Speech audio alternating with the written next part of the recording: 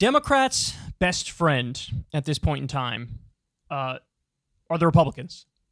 The Republicans are, they are like hell-bent on making it so that normie Americans all over this country want nothing to do with them, ever. Biden does not have a high approval rating. Biden has not been doing based shit much recently. There was a time where I think he went on a good streak and got some good legislation passed, but recently it's been a lot more lazy. You no longer have Ron Klain, who is certainly a more progressive chief of staff. Now you got this corporate lobbyist goon who's running the show. And it's clear, it shows in the action. So Biden's not doing a bang-up job here. But at the same time, the bar has now been lowered so much that he looks like an absolute hero compared to what's going on in the Republican Party. And this is being reflected in all of the special elections that have happened recently. Democrats are overperforming by 10 percentage points. Now, why is that? Well, I think very simply it's because of the election denialism, the party still being chained to Trump, and the Roe v. Wade extremism. That was one of the determinative factors in the midterm elections. And they're paying for it. So, the Republicans had their debate the other day, and they're sort of leaning into a lot of these crazy ideas politically, these far-right ideas when it comes to abortion. And this, they left the lane wide open for Biden to just dribble on in and make the world's easiest layup. So Biden and his team, they cut this ad. Watch. Reproductive health care decisions are among the most personal a woman will ever make. They are choices that should be made by you and your doctor. And the last people who should be involved are these guys. First of all, I'm the one that got rid of Roe v. Wade. Florida Governor DeSantis quietly signed into law one of the nation's strictest abortion bans. Governor DeSantis, you signed a 6-week abortion ban in Florida. I believe in a culture of life. If I were president of the United States, I would literally sign the most conservative pro-life legislation that they can get through Congress. Do you believe in punishment for abortion? Yes or no, as a principle? The answer is that there has to be some form of punishment. For the woman? Yeah, there has to be some form.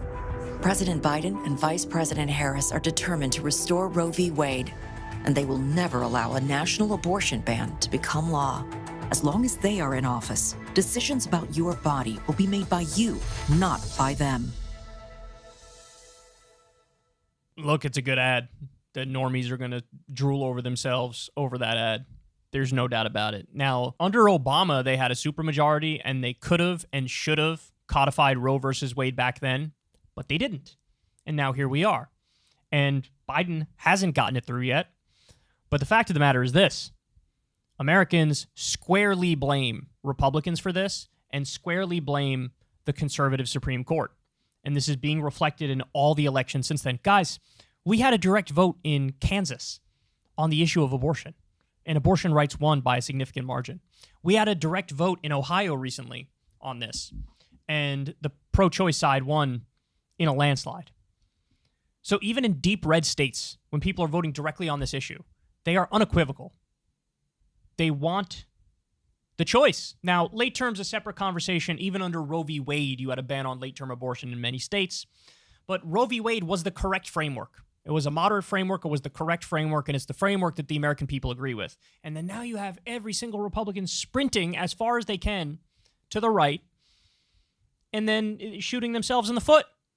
So Biden should be sending a thank you card to these Republicans for making him seem way more appealing than he actually is. Because they've just gone off the cliff with their extremism. The only one who was making a somewhat moderate-sounding argument was like Nikki Haley and Doug Burgum, and Nikki Haley's argument was like, I don't think the woman should be killed. I don't think they should be executed. And Burgum was like, hey, it's the state's right thing, and it should just be left to the states and get the federal government out of it. That's the moderate position. So in other words, if every single Republican state decided I'm going to ban it from the moment of conception, to those guys, it's like, hey, it's okay. They decided to do it. They can do it. So even the so-called moderate position among Republicans is an extremist position. The Democrats really should send a thank you card to the Republicans because it is their extremism and their insanity that make the Democrats look so much more appealing than they actually are. Republicans are their own worst enemy. All these candidates are their own worst enemy. Their base is their own worst enemy because they move them so far out of the American mainstream that it turns off every independent, every normie, every moderate, even every center-right voter.